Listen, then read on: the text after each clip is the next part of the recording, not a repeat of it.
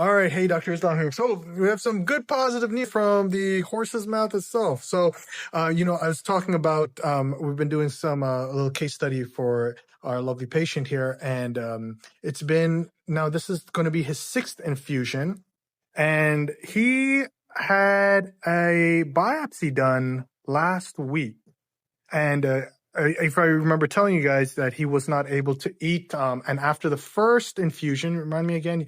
For a couple of days after the first infusion, the inflammation in my esophagus went down, and I was actually able to start swallowing food. Swallowing food, yeah, because he was on a feeding tube, and that was the only way he was able to eat. He went down to about 156 pounds from the esophageal cancer. From 240 to 156 pounds. 240 to 156 pounds. Okay, this was over a span of like 6 months. Yeah. Yeah, because when they found the esophageal cancer. 6'2", he wasn't.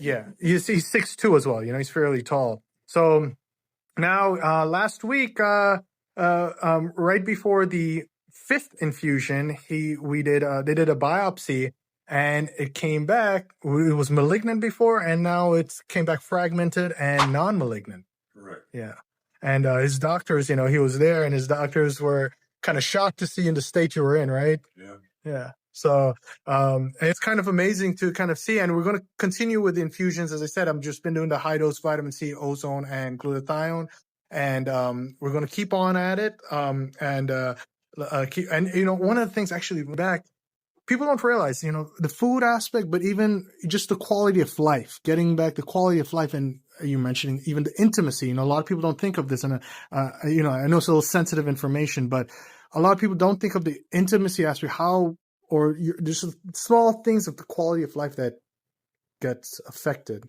And, for how odd long you guys haven't, been intimate. And then finally, just, after the infusion, you guys, the vibrancy came back. Yeah. Right. Vibrancy came back. Yeah. Yeah. Well, so it's not very romantic or pleasingly visual when you're sitting there with a bucket with slime pouring out of your mouth for months. Yeah.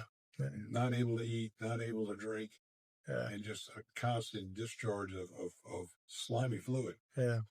No. I couldn't even. I sat in the couch all day. I slept on the couch because I could not get away from that bucket. Yeah. I didn't sleep. I mean, I was in and out of sleep, but it was just a constant, right. So discharge. Yeah. So we stopped eating together, sharing a bed, and with that went everything. We stopped communicating. Right. And when we stopped communicating, for us, there was different kinds of intimacy, as with everybody. There was an emotional intimacy, intellectual intimacy, and of course, physical. And one by one, they just were gone. And we were just, I was a caregiver. He was sick. We were both sad and miserable. We had no quality of life.